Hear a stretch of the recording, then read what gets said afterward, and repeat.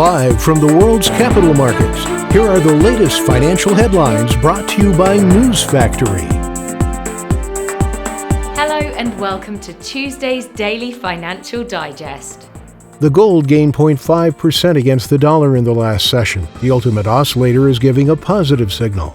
The euro-dollar pair saw a minor dip of 0.1% in the last session. The MACD is giving a positive signal.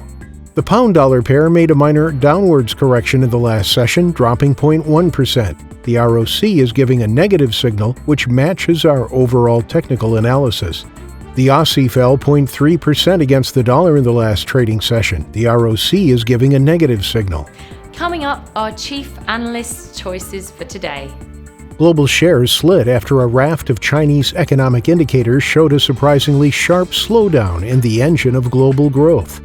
Human Protocol, the backbone for anti-bot system in HCAPTCHA, has launched a CAPTCHA web app allowing users to get paid in HMT. Shares of Chinese web giant Tencent took another beating after state media renewed its criticism of the gaming sector and called for stricter oversight. Those were today's major economic events, and now moving on to world financial headlines.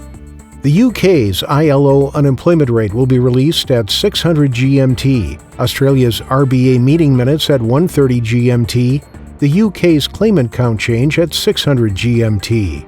The US Redbook Index will be released at 12:55 GMT, the Dutch consumer spending volume at 7:30 GMT, the US retail sales at 12:30 GMT. We hope that you've enjoyed Tuesday's financial report. On behalf of all of us here, we wish you a productive trading day. Be sure to join us tomorrow morning for the latest news and events from the financial markets.